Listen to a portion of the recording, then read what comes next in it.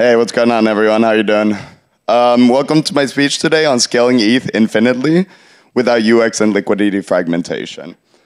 So first of all, as any good programmer, I actually hate the word infinite. It's nothing scales infinitely.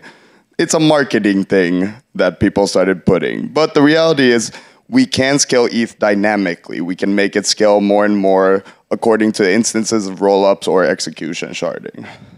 So first, a little bit about me. My name is Daniel Lumi. I'm a consultant researcher. I work with L2, ZK protocols, and privacy, as well as with DAOs. Most of what I do is decentralizing provers and sequencers, as well as interoperability for Fractal L3.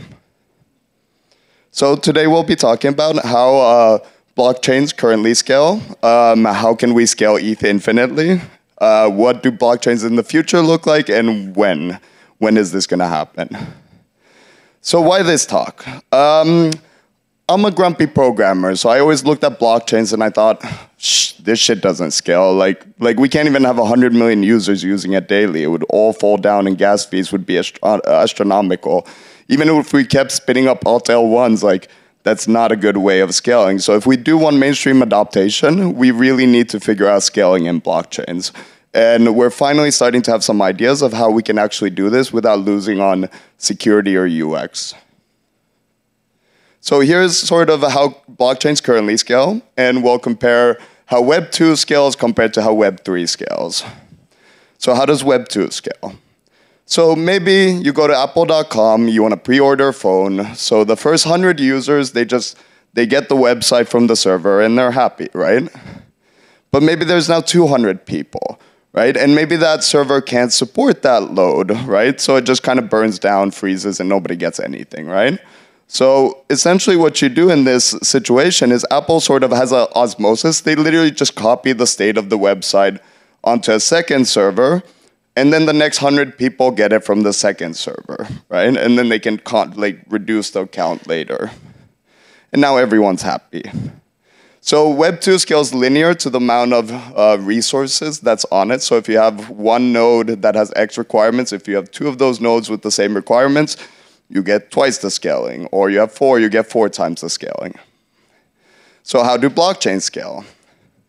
And this is sort of the whole point of blockchains, is we don't actually want to trust anyone.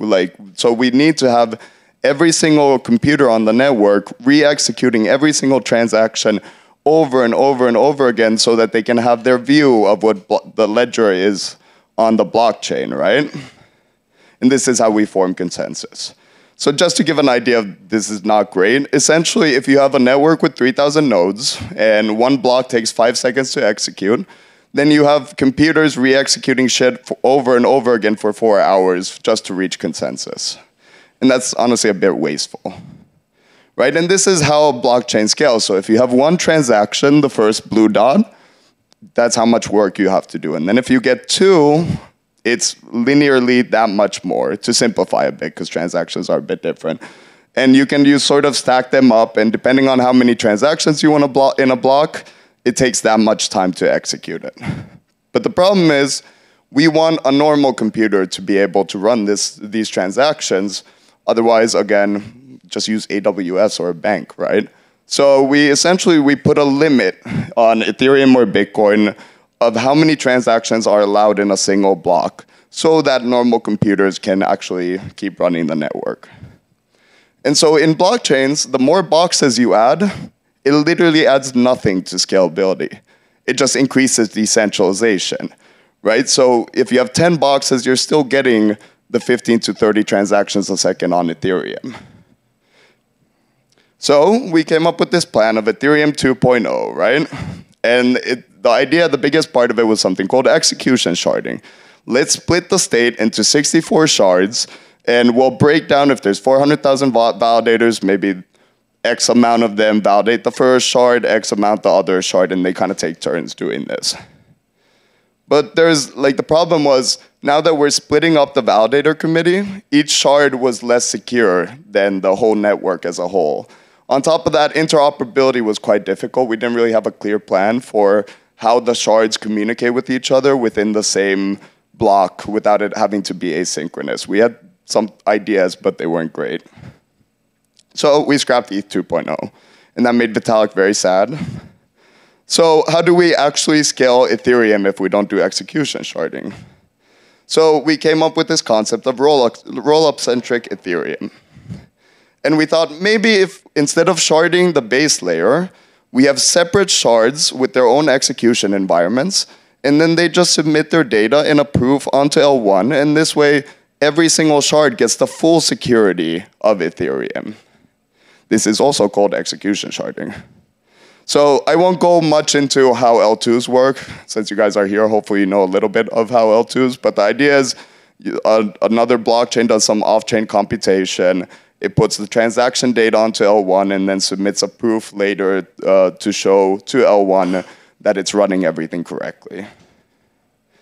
And so in the rollup-centric Ethereum, these numbers are a bit made up, by the way, but let's say Starkware scales Ethereum by 10x. And then you have Starkware and Optimism, then you have 20x. And the more sort of shards you have, the more scale you get on top of Ethereum. And so the benefit of each shard is they actually inherit L1 security. But there's lots of problems. And again, that makes Vitalik very sad, right? So we'll start going through these and how do we actually fix these. So if everyone moves to L2, at some point L2s are going to be really expensive because now they're being used, block space is full, so what's the point of L2s if they get just as expensive? So the crackpot team at Starkware had this idea of more layers. We'll do L3s, L4s, L5s, more L2s, right? And honestly, it was a good idea because it does give you more and more shards. So this way, everyone gets a layer. You get a layer, you get a layer. This concept is called like recursive ZK or fractal hyperbridges, right? And again, bridging from L2 to L3, L4 is also much safer, and it adds that scale as you use it more. In fact, like when you do bridging inside of this from L4 to L5, you're actually not taking any extra security compromises because it keeps inheriting the bridge architecture from below. So this is an example of that. Let's say you're at that random fractal. Instead of having to do a bunch of different bridging transactions to get back, you essentially just do accounting because all the assets are locked in the same L1 contract. You don't relock them in L2 or L5. So you can just kind of like mark it as, okay, now it's here instead. I did want to mention also Polygon and Optimism are working on a horizontal version of this. So instead of fractally upwards, they build on the same exact build, they build L2 sideways, but it's the same concept. And so now we have lower fees. We split users more and more into those different fractals, and you get much more scalability without a huge compromise in fees. But now interoperability is a pain in the ass. Like you shouldn't really have to think of what chain you're on. You shouldn't have to constantly bridge around. Like my mom's not going to figure that out ever, right? So how do we fix usability, and how do we make sure the user doesn't even have to know what fractal they're on? So essentially, this is how we can kind of do it. So right now we have a common bridge for L1s and L2s. Again, the assets are in the same spot, so you can just kind of mark them over. But the problem with this is it's asynchronous, right? Maybe you're doing a swap on Uniswap L3 from another shard, and the problem is, like, maybe it just gets included later and it fails, the price has moved, it's not atomically composable, you can't request data like immediately from there. So essentially what we do, like one way to do this is just like we put one beefy sequencer, the same sequencer executes and orders every single fractal instance, right? And this way we actually get atomic composability again, because the list of transactions is the same list, so you can't sort of like fudge around by front running or something. But the problem is that's a beefy node, right? So the more fractals you get with higher requirements, you're going to need a bigger and bigger node. And like in L2s, L3s, that's not that big of a problem for security, but we still want to keep it decentralized. We don't want just like a supercomputer being the only computer that can run every fractal. And I call it one beefy sequencer to rule them all. Another idea is we can have, instead of executing every shard, we have one sequencer in the bottom that essentially just orders transactions from every single fractal, right? And then later, the sequencers, they have their own sequencers come and execute the transactions. but that comes later. And this way, we essentially get composability, plus we get small nodes.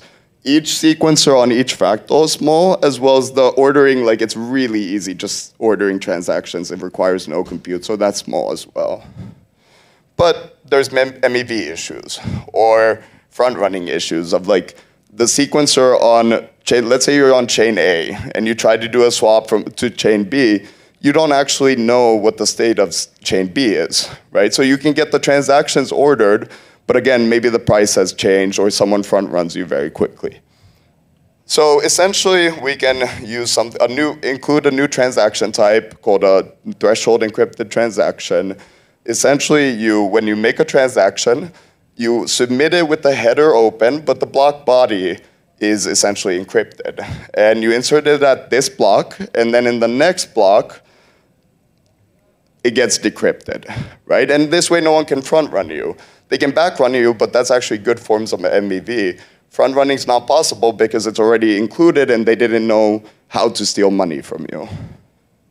Now you get composable, small nodes, and no MEV. And there's different designs that we can actually do. This is just 2 examples. It's a big space. This is early in research and how to do this in the most ideal way. We'll probably need something like Suave for the block producers as well, but that's a longer conversation. So, and the sort of last example of benefits of this is similar to the apple.com website, right? So let's say you make a swap on Uniswap L3, right? Great, you get money back.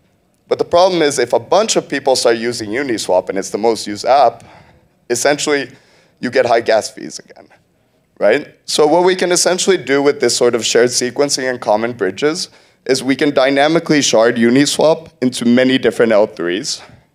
And then the user doesn't actually have to worry about which they're swapping against. The key point, again, all the liquidity is in the same spot. It's not in each fractal, it's below.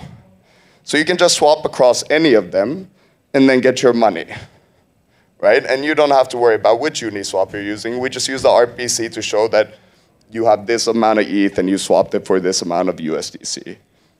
And so now we fix interoperability, right? But now we have all these data requirements. We have lots and lots of rollups that need to submit data onto Ethereum and actually verify the proofs, right? So this guy, Dankred, thought, hey, wait, that sounds familiar. We use this in every single data center. It's called erasure coding, right? So essentially what we do is, instead of every single node on Ethereum holding all of the data, and keep in mind this is simplified a bit, it's not actually exactly what it looks like, but this will give a mental model. Everyone just holds one piece of the data, right? But now what happens if one of the guys just disappears? What happens to that data? We can't continue Ethereum. Very bad, right? So instead you hold one piece plus like essentially a third of extra erasure encoded data, and the network does some data availability sampling to make sure people are actually holding this. And this way, if this guy disappears, you can sort of piece together what the blue block was. And so now we fixed the issues with rollups, the biggest issues at least, right? So ETH is scalable, right? Done. Goodbye, we'll go home. Good night. No, we still need to fix issues in L1, right? So here's some sort of issues that we actually should implement on L1 as well. So one of them is parallel execution and localized fee markets. So essentially, Ethereum already, when we make transactions, we have the option to declare what state we're going to touch. Are we touching a Uniswap contract, or am I just sending somebody money, right? And if we force these or do a sort of optimistic execution, essentially all the just send monies can be parallelized. So you don't have to run those all in sequence. Shared state, you still do need to run in sequentially, right? But the other benefit of this is like we can create something called localized fee markets. So if there's a random NFT mint, it doesn't affect the gas price of any other contract on Ethereum. So Uniswap still stays the same price, even if some, I don't, Bored Ape asshole like crowds the chain. We do want statelessness as well. And essentially, long story short, to execute a block, you need the full history, of Ethereum to verify the validity of it, right? And that's a lot of data. It's about 1 terabyte. You can't really store that in RAM, so you have to stick it on a SSD, which are more expensive, and it's kind of slow to retrieve, right? With statelessness, essentially, we create full witnesses for the blocks, right? And this way, there's very little, or if done right, no previous state that's required to validate a block in the future. We will, it's not a if, it's a will, implement ZK for L1 as well. And so again, back to this of how blockchains currently scale, right? We have to limit it to make sure that normal computers can run it. With ZK, essentially, the paradigm changes a little. So you do need one beefy computer, or actually many smaller computers is what we will do, that create a ZK proof. And then literally every single other person on the network just verifies the ZK proof. They don't need to do this game of re-executing everything over and over again just to reach consensus. And that difference between essentially prover to verification time is how much ZK can scale a blockchain. So essentially, we can create on ETH L1 as well, we can create a snark of the execution of a block when you're actually executing it, right? In this way, you don't need to run it all again. And this actually increases decentralization because now we can also have like light nodes. Your phone can be part of actually validating Ethereum, right? We will also, coming soon to enshrine rollups. This is a longer conversation. It's essentially, a lot of this is very much an active research, but for example, we'd have a standard contract on L1 that every single ZK L2 uses. So it'd be a standardized contract for verifying. There might also be a common bridge point in how it's handled on a network level. Essentially, you use the consensus of L1 rather than having your own consensus. And this sort of leads to L1 hyperchain. And this is sort of execution sharding 2.0. If we combine some of these pieces of statelessness with ZK, with shared sequencers, which by the way on Ethereum is just called the beacon chain, right? That's our shared sequencer. We can essentially do a new type of execution sharding with interoperability between the shards and no negative effect on security. And so what does this mean? What do blockchains look like in the future? Oh, actually, this slide was twice. That's what it could look like, beefy Vitalik. So essentially, we're taking something that we're playing on L2 with, and we can re-implement that on L1 to actually fix the issues with L1 as well. So when token? Just kidding. When scalable? Coming soon, TM. Give us like 10, 15 years for some of these things. Like, again, all of this is under active research. Like, we can move this space forwards, and we need to move this space forwards if we want to actually be able to have trillions of dollars of settlement and have this sort of dream that we created. And if we do, again, Vitalik happy. Like, you want to see him clap in person. Trust me, it's really funny.